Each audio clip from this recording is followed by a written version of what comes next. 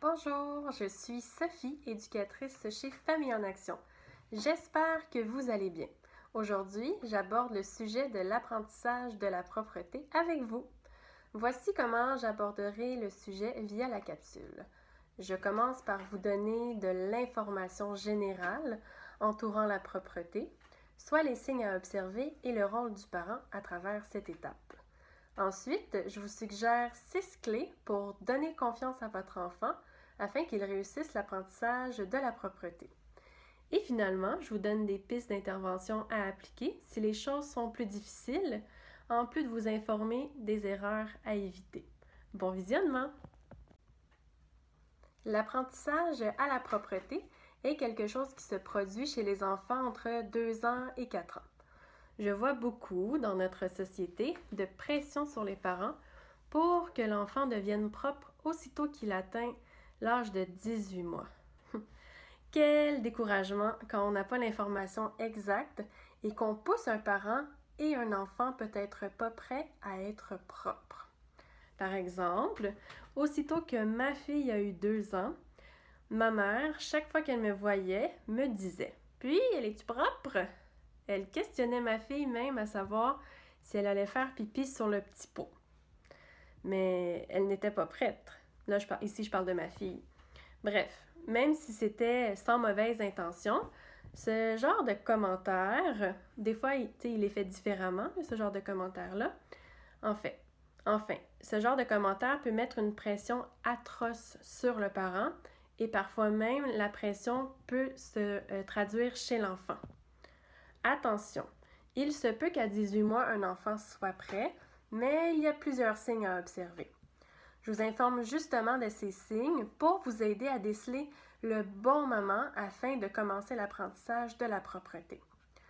Je vous dis ça aussi parce que si vous avez un enfant de 3 ans et qu'il commence cet apprentissage, sachez qu'il n'est pas en retard, mais qu'il suit bien son rythme. L'apprentissage de la propreté viendra de l'enfant.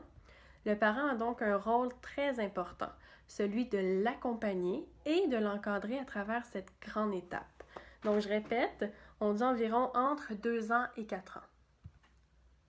Donc, comme parent, on doit aussi faire confiance à notre enfant et à son rythme, autant sur le plan physiologique, donc ici je parle du physique, que psychologique, qui concerne le mental. Il se peut qu'un enfant démontre tous les signes physiologiques, mais qu'au plan psychologique, il ne soit pas prêt. Donc, par exemple, l'enfant reste sec plusieurs heures, mais quand vient le temps de lui proposer une culotte, au lieu d'une couche, il refuse. Oui, ça peut arriver. Ou le contraire, un enfant démontre tous les signes psychologiques, mais aucun signe physiologique. Par exemple, un enfant qui veut aller sur le petit pot, qui veut mettre une culotte, mais qui s'échappe dans celle-ci plus souvent qu'autrefois. Ça aussi, ça se peut. Voici donc quelques signes à observer chez un enfant avant de commencer l'apprentissage de la propreté avec lui. Voici d'abord des signes physiologiques. L'enfant qui se déshabille en partie seul et l'enfant dont la couche reste sèche pendant plusieurs heures. Voici enfin des signes psychologique. Il se montre curieux lorsque vous allez à la toilette. Il démontre de l'intérêt. Celle-là, je la trouve importante, de l'intérêt. Il veut s'asseoir lui aussi sur la toilette ou sur le petit pot. Donc ça, c'est démontrer de l'intérêt. Il met ses poupées, bonhommes ou toutous sur le petit pot. Donc il joue ici à faire semblant. Il comprend des consignes simples, comme par exemple « Apporte ton ballon à papa ». Il exprime ses besoins clairement, par exemple en disant « Je veux du lait » ou même « Veux du lait », ça peut être assez clair. Maintenant, voici des clés pour donner confiance à votre enfant afin qu'il réussisse l'apprentissage de la propreté. Clé numéro 1, ne le forcez pas. Attendez que votre enfant vous démontre des signes avant de passer à l'apprentissage. C'est donc lui qui décide du moment qu'il sera prêt, en quelque sorte. Le processus peut être long, peut prendre de 3 à 6 mois, des fois plus, des fois moins. Ici, il faut s'armer de patience, de bienveillance et d'un œil observateur. Clé numéro 2. Choisissez un bon moment pour votre enfant. Un bon moment peut être pendant une période de long congé, comme l'été par exemple, ou une autre période où il n'y a pas de changement majeur dans la vie de l'enfant. Quand je parle de changement majeur, je veux dire un déménagement, l'arrivée d'un petit frère ou d'une petite sœur, une séparation, le début d'une nouvelle garderie ou autre. Donc, il peut y avoir toutes sortes de changements majeurs dans la vie d'un enfant. Le bon moment sera encore une fois dicté par l'enfant selon les signes que l'on aura observés. Clé numéro 3. Sortez le petit pot et mettez-le à vue de votre enfant. De cette façon, il pourra se familiariser avec cet objet. Donc, vous pouvez lui présenter, lui montrer à quoi ça sert, en rendant le tout amusant, bien sûr. Ça peut être avec une chanson ou une histoire, comme vous le voulez, et selon aussi ce qui captera l'intérêt de votre enfant. Clé numéro 4. Établissez une routine avec votre enfant.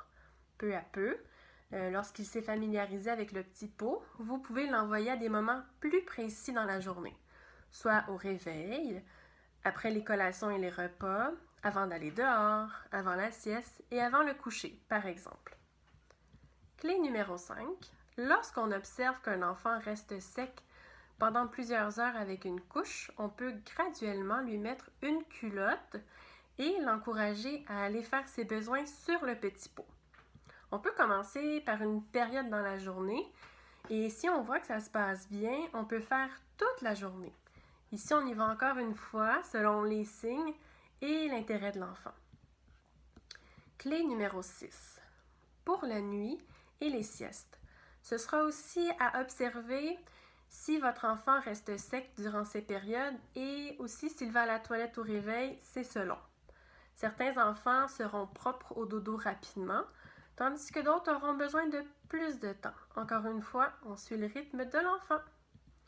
Voilà 6 clés pour vous aider à bien accompagner votre enfant pendant cet apprentissage. Maintenant, je vous parle d'intervention et de pistes d'accompagnement lorsque l'apprentissage de la propreté s'avère plus difficile. Donc, quoi faire si votre enfant refuse d'aller à la selle sur le petit pot? En premier lieu, rien ne sert de le forcer ou de lui enlever la couche parce qu'il risque la constipation. Ce qui peut expliquer ce refus peut être plein de choses. L'enfant qui s'oppose, l'enfant qui cherche à avoir un peu de contrôle dans sa vie ou encore qui cherche à s'affirmer.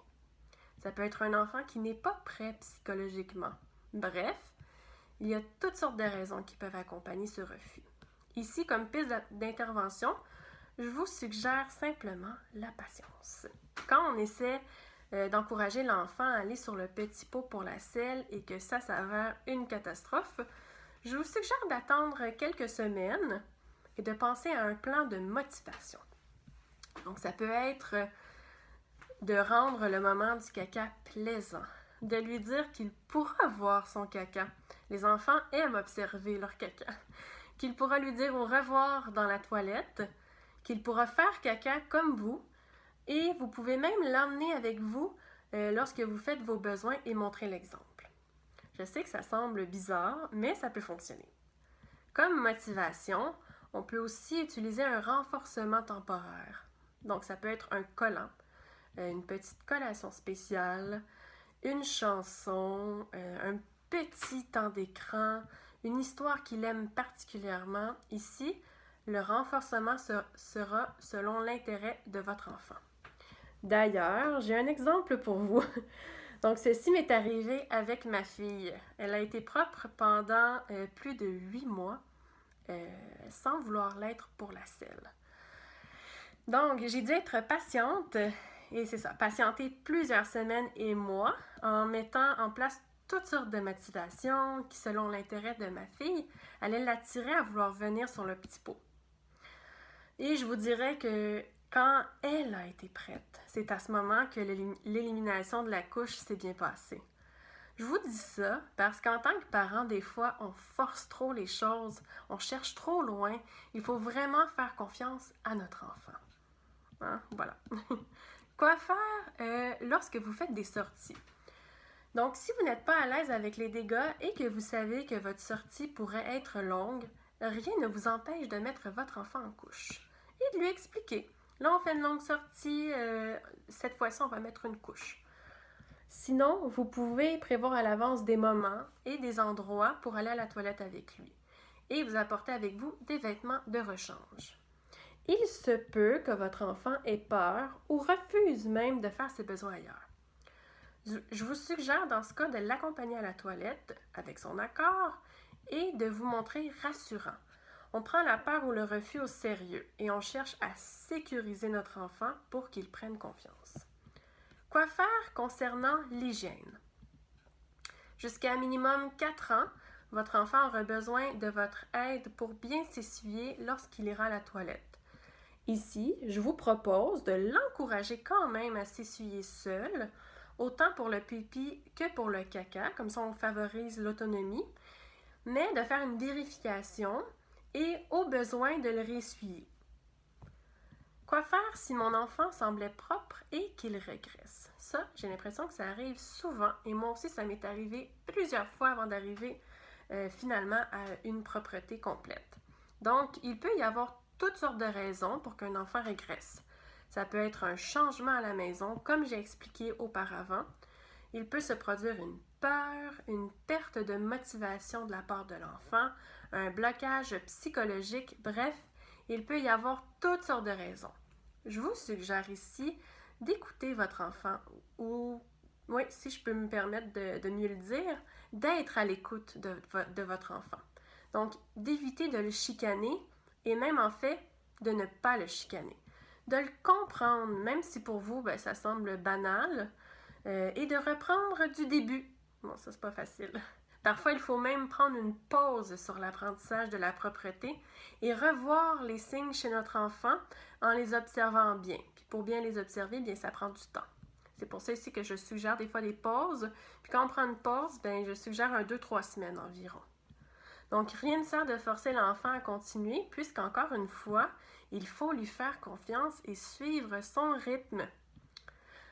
Voilà donc la capsule sur l'apprentissage de la propreté. J'espère vous avoir aidé et avoir éclairci quelques questionnements avec vous. Encore une fois, n'hésitez pas à nous écrire chez Famille en Action ou à nous appeler si vous avez quelques questions plus spécifiques. Il nous fera plaisir de vous aider. À bientôt!